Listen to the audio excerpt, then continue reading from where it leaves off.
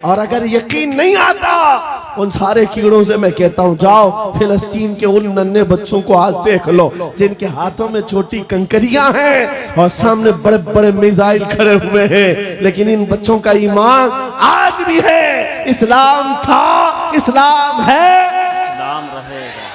यही यकीन तुम्हारे दिलों के अंदर पैदा हो जाए। अजीजा ने गिरामी वक़ार, बस मेरा मैसेज जवानों के सीनों में अगर महफूज हो गया, कल को अगर वो खड़े होकर ये अहद करके उठे मैं सो जाऊं या मुस्तफा कहते कहते, खुले आंख सल्ले अला कहते कहते, उन्हें जाना उन्हें माना। फिलिस्तीन का जहां की आबादी बहुत छोटी सी है और ऐसे निहत्ते हैं कि चारों तरफ से उनके लिए न मदद है न हिमायत है, बल्कि पाबंदियां, ऐसी कड़ी पाबंदियां कि आप जी नहीं सकेंगे, जी नहीं सकेंगे। उन कड़ी पाबंदियों के साथ पिछले 70 साल से वो इन मशक्कतों को झेल रहे हैं। मुकाबिल में कौन खड़ा है जानते हैं आप? वक्त का सुपर पावर, जिसके पास पेट्रोल मिसाइल की कोई कमी नहीं, जो पूरी दुनिया में दादागिरी करने में मशहूर है। अमेरिका से लेकर यूरोप और न जाने कितने ममालिक एक साथ खड़े हैं। क्या कभी आप ये नहीं सोचते, हमारी आंखें तो बहती हैं, दर्द तो होता है, तकलीफ तो होती है, लेकिन प्राउड फील भी होता है कि इतने सारे कुत्ते अगर भौंक रहे हैं तो एक छोटे से इलाके के लिए, छोटे से इलाके के लिए महीने भर 40 दिन से जंग करके तबाह कर डाला, बम बारूद से पूरे शहर को राख कर डाला। लेकिन मेरे अजीजों, मेरी इस गुफ्तगू को याद रखना, चंद दिन आएंगे फिर देखना आप उन्हीं गज्जा के बच्चों के हाथों में परचम इस्लाम लहराता हुआ देखेंगे और उन जालिमों के आंखों से आंखें मिलाकर बात करने वाले जवानों को पूरी दुनिया आलोचना कर रही है, तनकीद कर रही है, ये बच्चों के कातिल हैं। एक नुक्ते की बात अर्ज कर रहा हूं, हॉस्पिटल पर बम गिरा देते हैं। आपको पता है फिलिस्तीन में अभी तकरीबन 8000 बच्चे मारे गए, जिनकी उम्र 6 महीने, साल भर, 2 साल, 4 साल, 5 साल। बच्चों को कोई भी निजाम से ताल्लुक रखने वाला हो, रहम की नजर से देखता, किसी भी धर्म वाला हो, लेकिन ये जालिम क्यों बच्चों को मार रहे हैं पता है? वजह सिर्फ ये है, वो खौफ सता रहा है जो इकबाल ने 100 साल पहले कहा था, सुना है कुदसियों से मैंने कि वो शेर फिर होशियार होगा। इकबाल ने कहा था, सुना है कुदसियों से मैंने कि वो शेर फिर होशियार होगा। कौन सा शेर? निकल करके सहरा से जिसने उलट दिया था तख्ते रोमा को। क्या बात है, वाह वाह वाह। वो शेर फिर होशियार होगा। ये इजराइली वही काम कर रहे हैं जो इनके बाप दादा फिरौनी ताकत किया करते थे। फिरौन को नुजूमियों ने बताया था कि एक बच्चा पैदा होगा जो तेरी सल्तनत को हिलाक कर देगा, और इस खौफ से उसने 1 साल के अंदर 12,000 बच्चों को कत्ल कर डाला था। नुजूमियों ने बताया था फिरौन के ख्वाब की ताबीर में 12,000 बच्चों को कत्ल कर डाला, लेकिन जो बच्चा इसकी सल्तनत को हिलाक करने वाला था वो मूसा अलैहिस्सलाम थे। पैदा भी हुए हैं और फिरौन के घर में ही अल्लाह ने उनको पाला। आपको पता है, तफसीर उठा करके देख लें, जब हजरत मूसा अलैहिस्सलाम की माँ, उनकी विलादत का वक्त करीब आया तो तहखाने में गई, बेटा पैदा हुआ। हालात ऐसे थे कि फिरौन जो भी बच्चा पैदा होता ज़बह कर देता था। कुरान में आया, युज़ब्बिऊना अब्नाअहुम व यस्तहयूना निसाअहुम। लड़की पैदा होती तो जिंदा छोड़ देते थे, बेटा पैदा होता तो ज़बह कर देते थे। अब मूसा अलैहिस्सलाम जब पैदा हुए तो क्या किया? खुदा की तकदीर और उसकी हिकमत के फैसले आपको मैं बता रहा हूँ, तफसीर से ताल्लुक रखने वाली बात। अल्लाह ताला ने मूसा अलैहिस्सलाम की माँ के दिल में ये बात डाला कि एक लकड़ी के संदूक में इनको रख करके दरिया में बहा दो।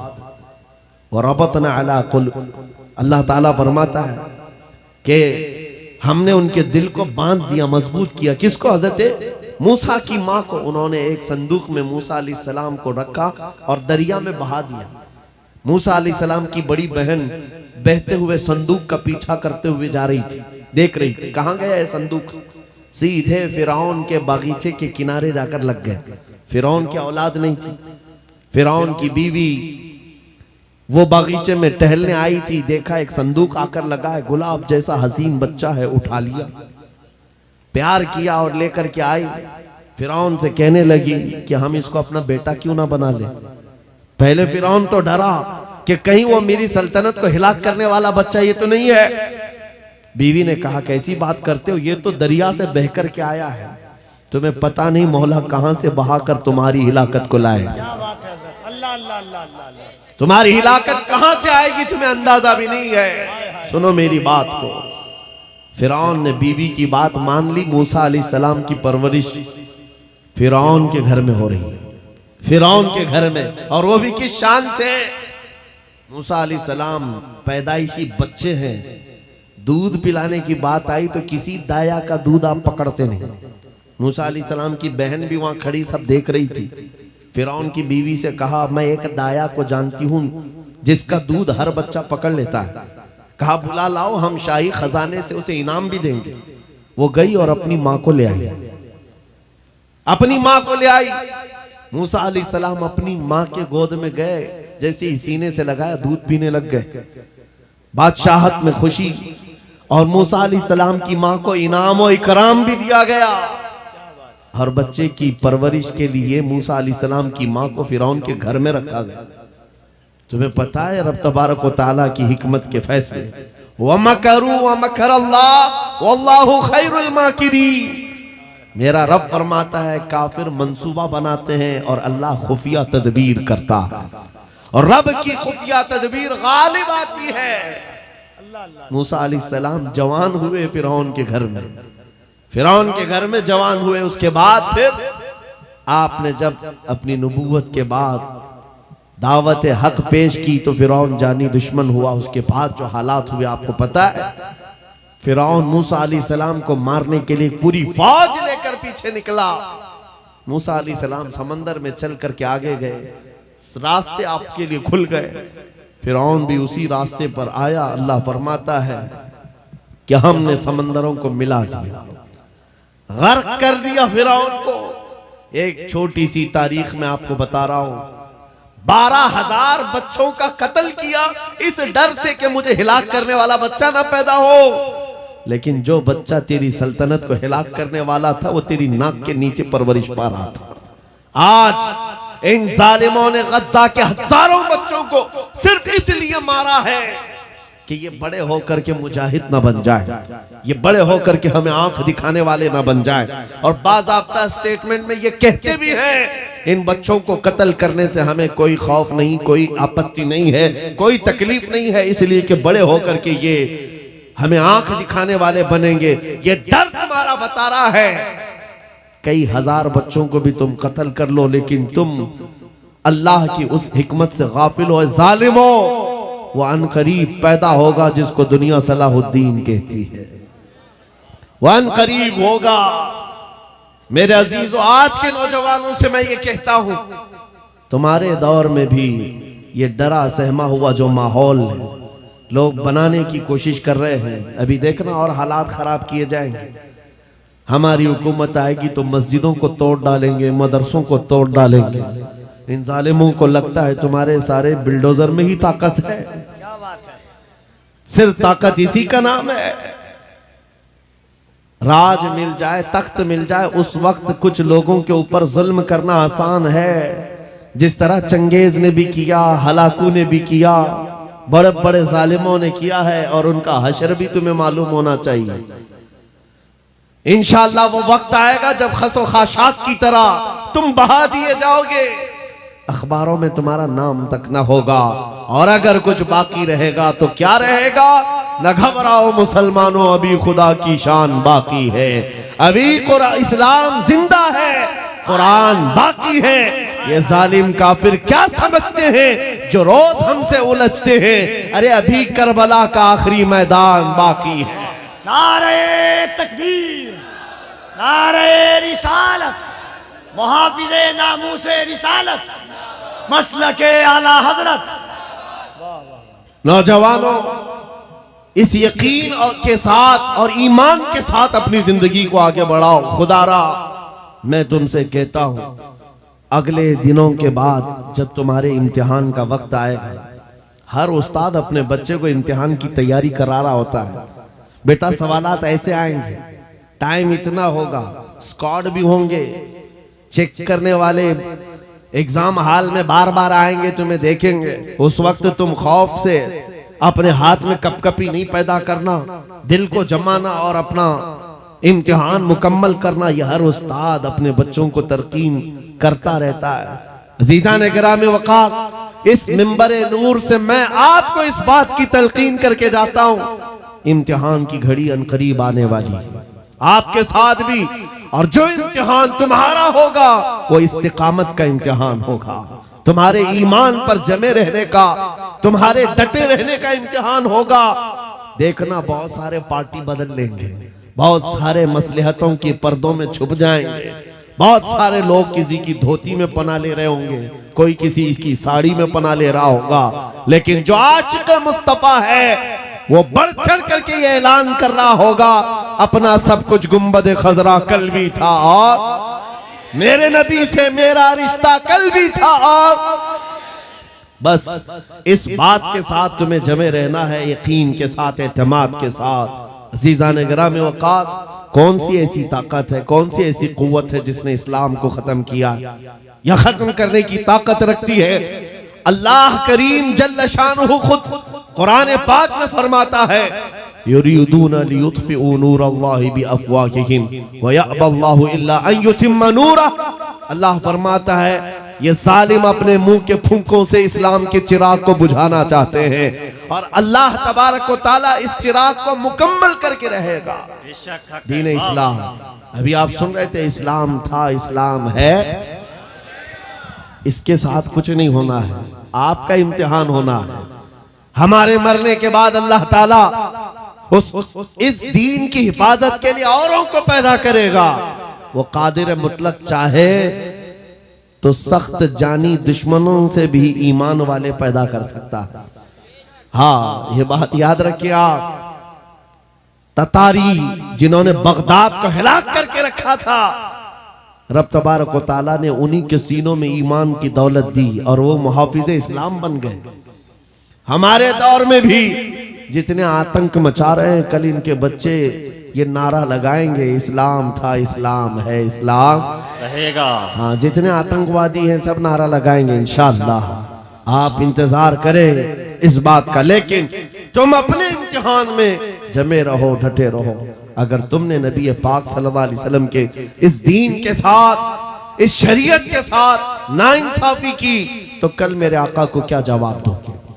कल मैदान क़यामत में तुम्हें खड़े होना है, हुजूर पाक सल्लल्लाहु तआला अलैहि वसल्लम की बारगाह में जवाब देना है। अगर मेरे आका ने पूछ लिया कि जिस वक्त मेरी शरीयत पर हमले हो रहे थे, जिस वक्त मेरे दीन को कुत्ते नोचने की कोशिश कर रहे थे, ऐ नौजवान बता तू मेरी सुन्नतों के साथ कितना अमल कर रहा था, तुम क्या जवाब दोगे? आका, मैं आपकी दाढ़ियां निकाल करके गटर नालियों में फेंकता था, मैं यहूदियों और ईसाइयों के तरीकों पर चलता था, क्या तुम नबी पाक को यह जवाब दोगे? आका, रात भर में गाने सुन करके सोता था, सुबह फजर की नमाज कज़ा करता था, ये जवाब दोगे? क्या जवाब दोगे? आपके पास अगर जवाब नहीं देने की ताकत है तो आज ही बदल डालो, जिंदगी बदल डालो, आज इनकलाब ले आओ।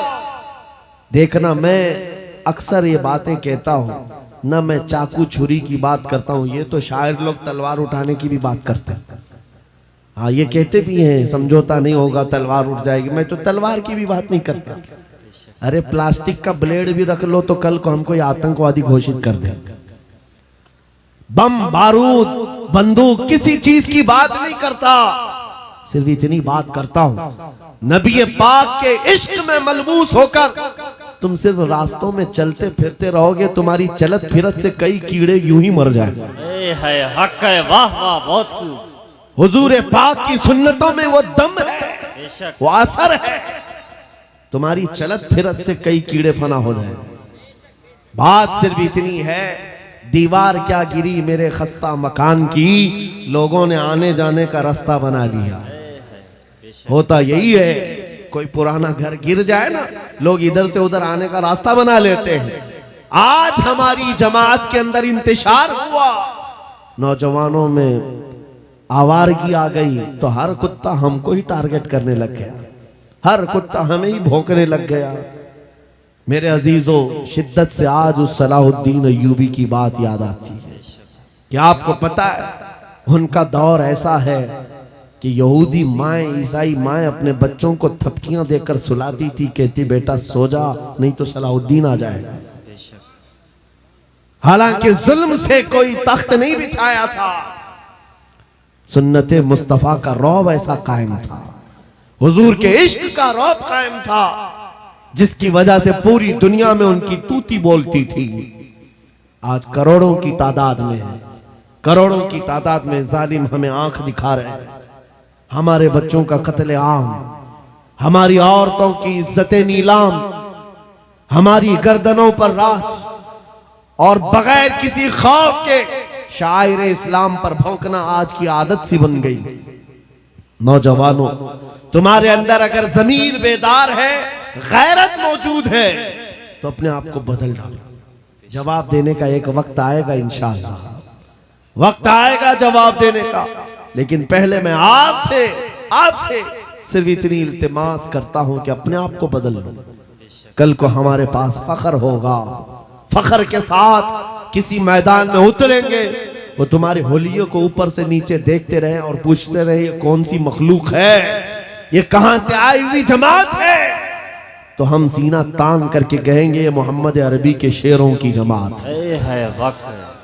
आज क्या हम दिखाएं लोगों को? गुटखा खाने वाले लोग दिखाएंगे। अल्लाह अकबर, अल्लाह अकबर। हम नौजवानों को बालियां पहने हुए, हाथों में चूड़ियां पहने हुए, चोटियां डाले हुए, जीन्स फटी हुई, अल्लाह, और बालों में दाढ़ियों में डिजाइन किए हुए ये नौजवान ला करके हम खड़ा करेंगे।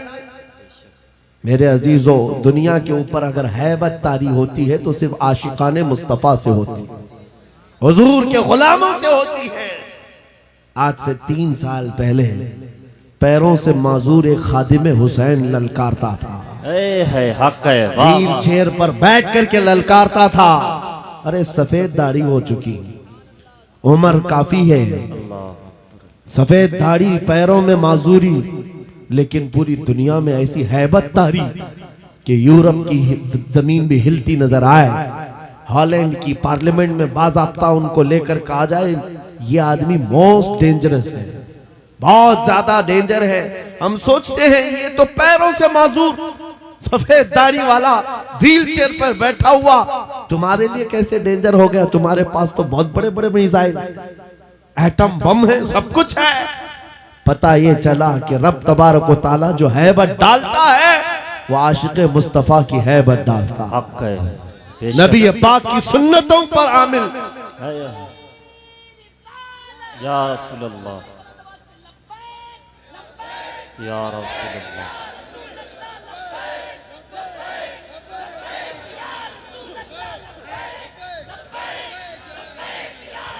सैयदना उमर इब्ने खत्ताब रज़ियल्लाहु ताला अन्हु का दौर है। सहाबा इकराम एक इलाके को फतह करते हैं, वहां का जो गवर्नर था, वहां का जो सुल्तान था, वो गिरफ्तार हो गया, दूसरे मजहब से ताल्लुक रखता था और उसने तलवार उठाई थी, इनके खिलाफ कैद हो गया। लेकिन जब कैद होकर के आया तो जाहिर सी बात है हमारे खिलाफ तलवार उठाए थे, अब फंसे हो तो मार खाओगे, अब तुम्हारी मौत होगी। लेकिन मुजाहिदीन इस्लाम थे, हजरत उमर के पास पेश किया, कहा कि इसका क्या करना है? कहा अगर वो इस्लाम में आता है तो उसकी जान बख्श दी जाए। उस बादशाह से कहा गया कि तू अगर ईमान ले आता है तो तुझे तेरी जान भी वापस और तेरा मुल्क और तेरी सल्तनत भी तुझे लौटा दी जाए, तू ही बादशाह, तू ही गवर्नर है। उसने कहा मेरा दीन इतना आसान नहीं है कि मैं बादशाहत लेने के लिए अपना ईमान छोड़ दूं, नहीं हो सकता, नहीं हो सकता। जान से मारने की बात थी। उसने कहा मैं अपना धर्म नहीं बदल सकता। फिर उसके बाद साहबा ने कहा हजरत अमीरुल मोमिनीन से इसका क्या किया जाए? हजरत उमर फारूक ने क्या किया सुनो, कहा उसको कहो कि हम तुम्हें जेल में डाल देंगे। उस बादशाह से कहा गया तो उसने कहा मंजूर है मुझे जेल, लेकिन मैं अपना धर्म नहीं बदल सकता। दीन नहीं बदलूंगा। हजरत उमर ने कहा जेल में डाल दो, और 10 सहाबा को भी उसके साथ जेल में डाल दिया। इनका कोई कसूर नहीं था। 10 सहाबा जवान थे। नौजवानों तवज्जो से सुनो, उस कट्टर दिल बादशाह के साथ जेल में डाल दिया। वो नौजवान सहाबा जेल में थे। उनके वक्त, उनके औकात की पाबंदी, सुबह दोपहर शाम वो अपनी नमाजों के पाबंद, कुरान की तिलावत, नबी पाक सल्लल्लाहु अलैहि वसल्लम की मोहब्बतों वाली सुन्नतें। 8 दिन नहीं गुजरे थे, वो बादशाह इन नौजवानों को बार बार देखता था। पलट करके उसने कहा तुम्हारे अमीरुल मोमिनीन से मुझे मिलना है। पैगाम पहुंचाया गया हजरत उमर के पास। कहा लाओ उसको। पेश किया गया बादशाह को, जेल के बाहर ला करके हजरत उमर के पास। कहा क्या कहना चाहते हो? कहा ईमान लाना चाहता हूं, ईमान लाना चाहता हूं। कहा हमने तो इससे कबल तुम्हारे सामने पेशकश रखी थी, क्यों नहीं लाए? उस वक्त तो तुम्हारी सल्तनत भी तुम्हें वापस करने की बात की गई थी, तब भी नहीं लाए। जेल में डालने की बात की गई, तब भी नहीं लाए। वो बादशाह कहता है इस तरह से अगर आप 25 साल भी मुझे जेल में डालते तब भी मैं नहीं बदलता। मुझे ये सख्तियों ने नहीं बदला, आपके इन 10 जवानों ने मेरा दिल बदला। इनके अखलाक और किरदार मैंने देखा, फिर मेरा दिल गवाही देने लगा ये झूठों की जमात नहीं हो सकती। और मैंने इनकी सुबह देखी, इनकी शामें देखी, इनका उठना बैठना, इनकी नमाज, इनकी इबादतें, इनका गिड़गिड़ाना, ये सब